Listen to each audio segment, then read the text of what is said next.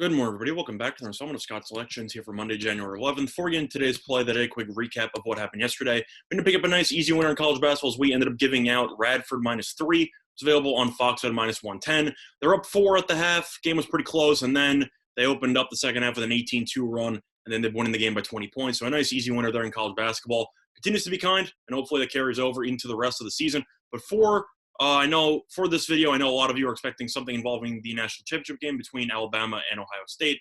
However, Scott and I already did a joint video on that will be uploaded soon. So you should be getting at least one play of mine in there that I gave out for that video, so stay tuned for that. But for today's play of the day, we're going to be looking at the NBA. I know that you might be wondering, college basketball's been going so well, why would I not go back to college basketball? And the reason's pretty simple.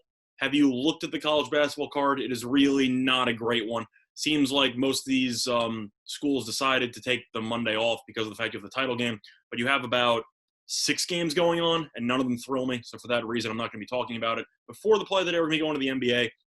It's going to be on a late-night matchup between the Indiana Pacers and the Sacramento Kings. And the play that is going to be on the Indiana Pacers -4.5, which is available on DraftKings -112. Time recording of 1:32 a.m. Eastern time. Couple reasons why I like the Pacers -4.5 in this spot. First of all, the line ended up opening up at -2, so you already have seen a lot of line movement coming in on the Pacers, and I think it's definitely warranted. It's at 4.5 now, especially since it's still on the overnight line. This will probably close around 5.5 or 6. I really don't see where the buyback's going to come in on Sacramento, because Sacramento has been off lately, but I'll get into that in a second. Indiana so far this season is 6-3 overall, been a very underrated team in the Eastern Conference, and in addition to that, they have been very solid on the road as the Pacers are 2-0 on the highway this season. Meanwhile, you have Sacramento, who is currently 4-6. They are 3-3 at home.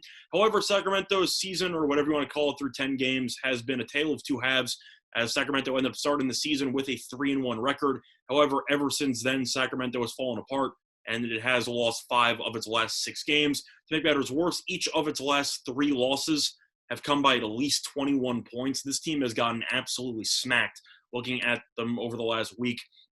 To recap what happened so far, recap from the last week exactly. They played Golden State on the 4th, lost by 31 points on the road. Played Chicago, won by 4. Ended up playing Toronto. We've seen how bad Toronto is this season, as they're currently 2-7. And the Kings lost that game by 21 points. And they played Portland at home in its last game, and it ended up losing to Portland by 26. The game against Toronto was also at home, which means that both of Sacramento's last 2 home games have resulted in a 21-point loss to a 2-7 team and a 26-point loss to a 5-4 Portland team. So Sacramento is just not getting it done. I know some of you might be wondering why this team has fallen apart. I think it's mostly because of Luke Walton and how I just don't think he's a good coach, and I think it's kind of funny that the Kings expect to improve every year, that they keep bringing him back. But Sacramento, the main reason why this team has struggled is because of the fact that this team defensively has been a disaster. Sacramento is currently allowing 121 points per game, which is one of the worst amounts in the entire league. Gave up 144 to Toronto, 137 to Golden State. Even the game that the Kings won against the Bulls, they gave up 124. Game against Portland gave up 125. This team simply can't guard anybody. I think that will be an issue on Monday once again. Pacers are currently averaging roughly 3 more points per game, and they're also allowing roughly 11 fewer points per game. So the Pacers have the offensive firepower to definitely exploit this very underwhelming Kings defense, and I do think that Sacramento will struggle offensively to a degree where it will be unable to cover this point spread.